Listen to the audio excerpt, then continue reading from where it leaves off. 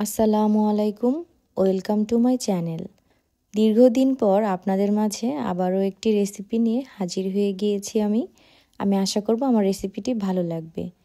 তো ফার্স্টে হচ্ছে এখানে পেঁয়াজ বাটা নেওয়া হয়েছে, তারপর হচ্ছে আদা রসুন বাটা, তারপর হচ্ছে মরিচের ফাঁকি, তারপর স্বাদ মতো লবণ, তারপর হলুদ গুঁড়ি, এরপর দিব হচ্ছে সরিষার তেল,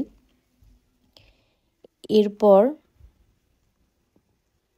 ধনিয়া গুঁড়ি, তারপর হচ্ছে জিরা গুঁড়ি, সব কিছু 1 চা চামচ পরিমাণে দেওয়া হয়েছে। আর আজকের রেসিপিটার নাম হচ্ছে লাউ শাক দিয়ে কই মাছ ভাপা। আর আজকে এই রান্নাটা কিন্তু আমার আম্মু করছে।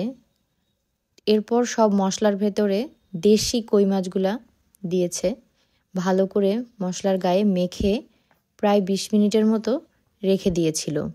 এর মধ্যে কিছু কাঁচামরিচ দিবে, কাঁচামরিচ দিয়ে রেখেছে। তারপর হচ্ছে কিছু লাউ শাক নিয়েছে। আর শীতের সিজনে এই খাবারটা খেতে অনেক বেশি ভালো লাগে। এখানে লাউ শাকগুলো ভালো করে বেছে তারপর ধুয়ে ঝরিয়ে রেখেছিল পানি। এরপর একটার মধ্যে আর একটা পাতা দিয়েছে, 4-5টা পাতার লেয়ার করে তারপর কই মাছগুলা এখানে পাতার মধ্যে বসিয়ে দিয়েছে। একে একে কাঁচামরিচগুলো উপর থেকে দিয়ে দিল। এরপর এক্সট্রা যে মশলাটা ছিল সেটাও উপর থেকে দিয়েছে। এরপর আবারও উপর থেকে কিছু লাউ পাতা দিয়ে দিবে।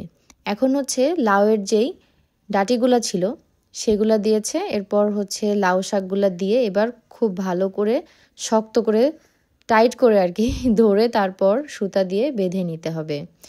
এই রান্নাটা গ্রামে বেশি করে, আজকাল দেখি শহরেও করে। তো আমার বাসায় গেলে এই খাবারটা খাওয়া হয়, কারণ আমি অনেক পছন্দ করি। আর দেশি মাছ দেখে কিন্তু কই মাছগুলো ছোট, তবে খেতে কিন্তু অনেক বেশি মজা ছিল।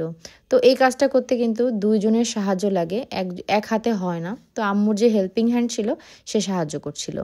পরে হচ্ছে প্রেসার কুকারের মধ্যে দিয়েছে, এরপর সামান্য একটু পানি দিয়েছে, এরপর ঢাকনা দিয়ে 2টা বাঁশি দিয়ে নিয়েছে।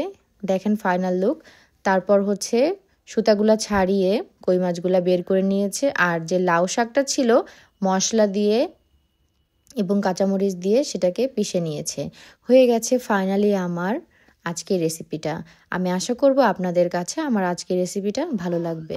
ভালো লেগে থাকলে অবশ্যই আমার চ্যানেলটিতে সাবস্ক্রাইব করবেন। আল্লাহ হাফেজ।